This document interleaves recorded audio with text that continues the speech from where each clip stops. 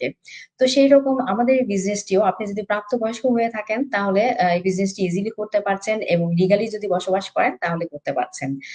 আর তারপরেও আরো কথা থেকে যায় যে আমাদের বিজনেসটি আসলে তাদের জন্য আরো বেশি উপযোগী যারা কিনা দীর্ঘকাল ধরে জব করতে, করতে টায়ার্ড হয়ে গেছেন এবং ভিন্ন কিছু খুঁজছেন।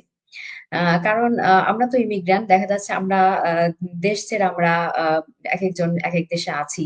আ দেখা যায় যে চাকরির একটা অনিশ্চয়তা কিন্তু থেকেই যায়।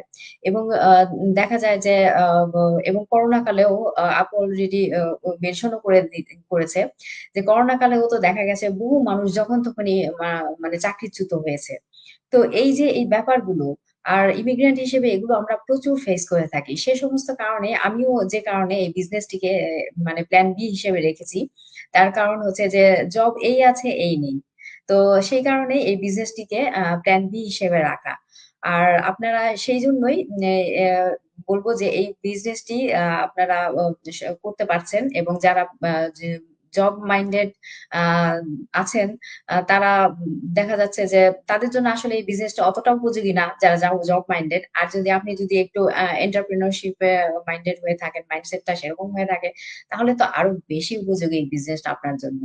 তো এটাই বলার ছিল যে আ উম আমাদের এই বিজনেসটি আপনি যেই প্রফেশনেই থাকুন, যাই করে থাকেন, আ স্টে এট হোম মম হয়ে থাকেন বা স্টুডেন্ট হয়ে থাকেন বা প্রফেশনালস হয়ে থাকেন, ইট ডাজন্ট ম্যাটার। আপনার যদি মাইন্ডসেট থাকে যে আপনি এই বিজনেসটি করবেন, তাহলেই আপনি এই বিজনেসটি করতে পারছেন। আর আমি বিশ্বাস করি যে আমরা ইমিগ্রেন্টরা কখনোই কোনো ইল্লিগাল কোনো কিছুতে জড়াতে পারবো না, করতেও পারবো না। তো সেই কারণেই ইমিগ্রেন্টদের জন্য এটা একটা আ নাইস একটা প্ল্যাটফর্ম আমি বলব। তো এটাই আমার বলার ছিল। থ্যাংক ইউ আপু। এখন আপনি যদি কিছু এড করেন। থ্যাংক ইউ আপু, অনেক সুন্দর করে এক্সপ্লেন আমাদের করেছেন। সো হ্যাঁ, আমি আরেকটু অ্যাড করব।